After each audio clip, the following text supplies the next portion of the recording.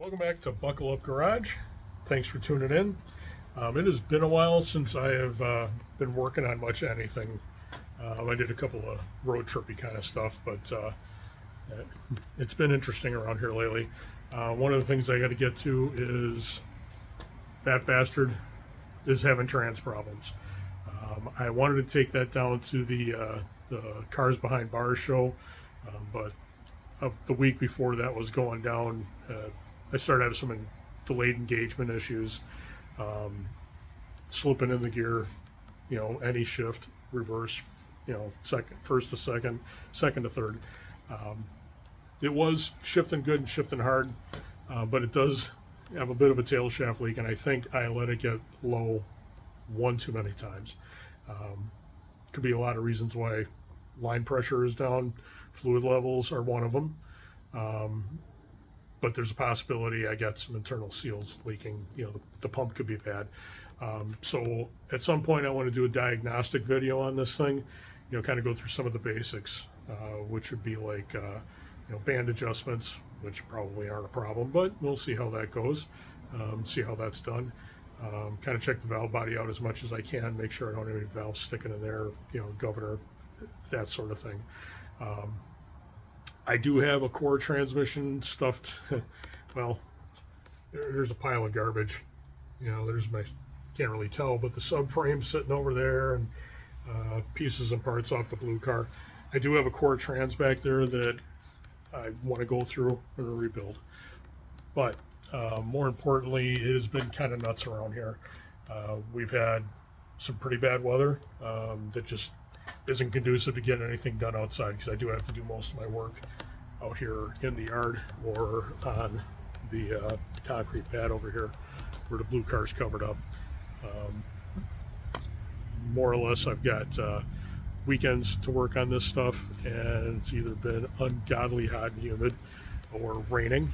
And speaking of rain, I am in the Milwaukee area, and as if anybody's been paying attention, we had some flooding. So I've got piles of stuff that had to come out of my basement. So we've been dealing with that and hauling a lot of that crap out. Did a number on my back. So it's been a little messed up the last couple of days, and I really need to just give it a chance to catch up. I am no spring chicken anymore. As a lot of you guys are getting in your mid to late 50s now, it doesn't take much to blow things out. So I've been trying to put some things together just to post some stuff up. A couple of shorts that I just did, just to have things up. And today I'm working on one, just walking through the Garlits Museum. So that is what you're going to be looking at today. It's just a compilation of stuff I've had from all my trips down there to just kind of check the place out. If you've never had an opportunity to go through the actual museum and you're in the Central Florida area, do it. It is incredible what the man has. The majority of what's in there there is a lot of other people's stuff that's donated or on loan, but yeah, it's pretty cool. So done with the rambling and the excuses for not getting any other work done around here, but hopefully this will kind of give you something to check out, and I appreciate you tuning in. As always, hit the like button, subscribe, it all helps me out, and I do appreciate it. So enjoy.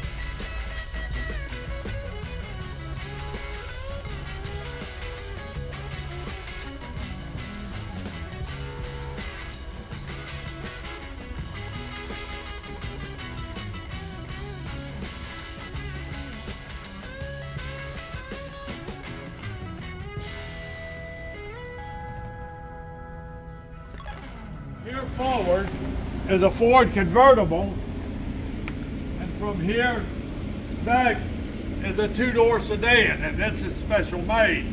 So it took 2 cars to make this limousine. And of course the thing is real heavy, weighs 5,000 pounds, and a little 90-horse flathead just didn't do a good job in here. Plus it didn't have air conditioning, so it wasn't something that anybody wanted, so that's why only 3 got built. I found this one, believe it or not, right now, not too far from here, about 25 miles in Oklahoma. We're just sitting in a shed. And the door, they made this door, this was all wood. So naturally that was all rotted out. And all was left was the panel. We built all this handmade, all this metal stuff, put modern latches on it. And it's got a 1956 Chrysler Hemi in there with air conditioning and power steering. It makes a nice car for today. We have a lot of fun with it. But boy, we spent a ton of money on it doing all. It took about $100,000 to fix it. And we weren't going to do it for a long time, but then I got to think, you know, gosh, it's the only one left. We ought to do something with it. And I'm so happy we did.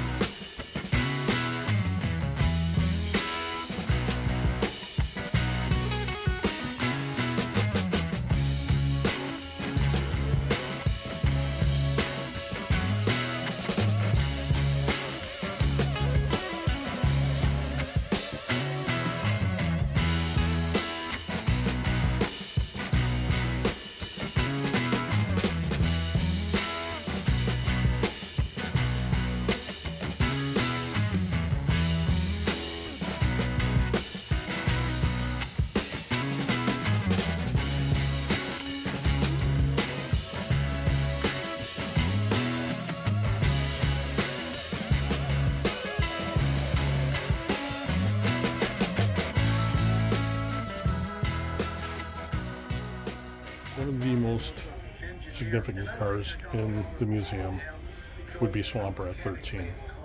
This is Don's last front-engine dragster. This is the vehicle that exploded on launch, split in half due to a transmission explosion, and took half of his right foot. This was the inspiration for him to perfect the rear engine. For safety reasons, lost some friends, competitors, and he tells the story about looking for this chassis to replicate it, get it back into his possession for the museum. He will point out there's a dent in the roll bar here that's protected by tape. When the car split in half and it folded forward, the roll bar hit the back of the blower and left that dent that Don says is just absolutely a fingerprint. There's no mistake, this is the vehicle. And he got it back, restored it, and it is now here on display.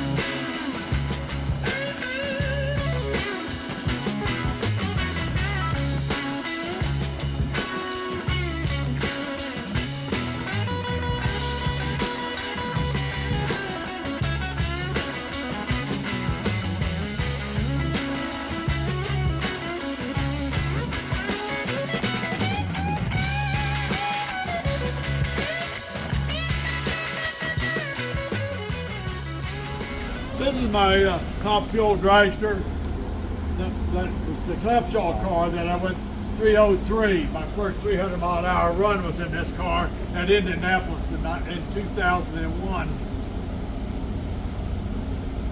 I was going to go up and try to run my car, and an NHRA wouldn't let me run it. They said it was out of date.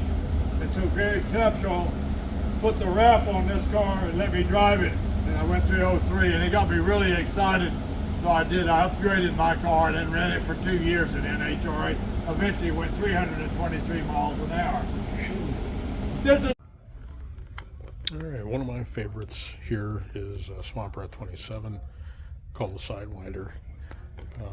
Don was always looking for ways to go faster, safer, push the sport forward. Back when, guys were allowed to do that, experiment a little bit, try new things, maybe find something that's gonna keep more people alive, and progress the sport. It's pretty obvious what Sidewinder is. The idea was the engine would be no longer mounted traditionally and mounted sideways. So with the idea that the torque of the engine twisting this way would help with traction, make the launches better. And what the factor was that stopped this from, kind of going forward was whatever gains that there were in traction aid were lost in the drive system.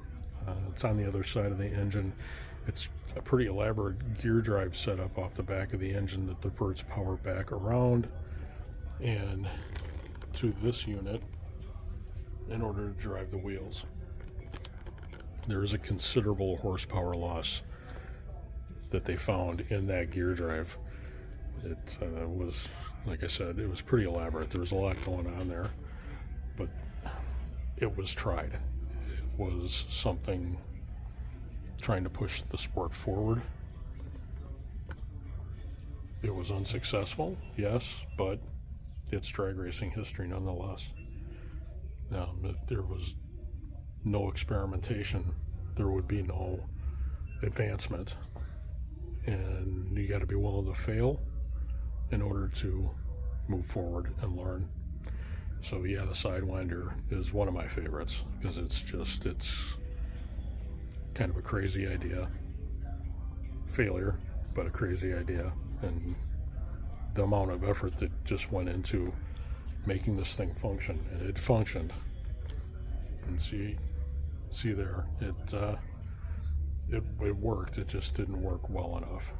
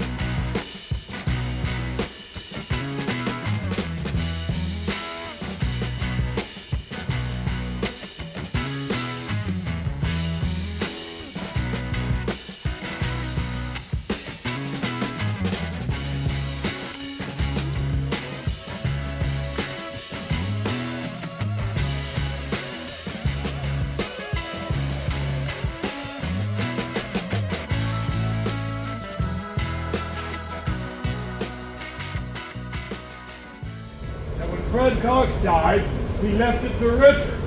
And Richard called me up and he said, Fred Cox left his 32 Ford Roadster to me for my museum. He said, well, my museum is about NASCAR. And he said, you were such good friends with Dad. Would you like to have the car? I thought, sure would, that'd be wonderful. So Richard gave us the car.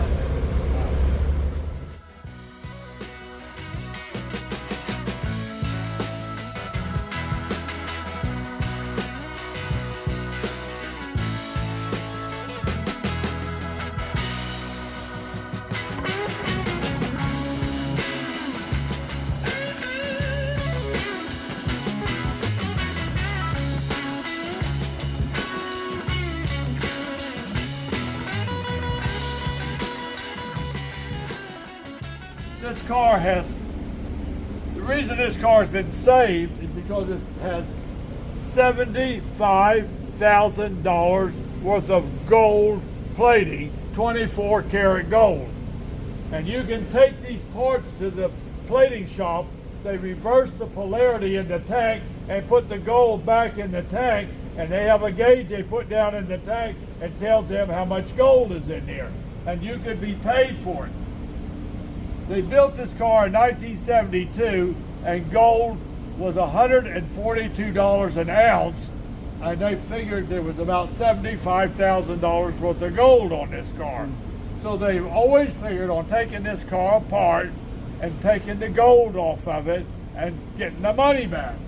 But this guy Ruffalo was a smart guy, and he invented the carbon fiber racing bicycle wheel that became world famous, that all the racing bikes had to have, and he became a multi-millionaire over it, so he didn't have to bother this. And all this sat in an air-conditioned warehouse for years and years.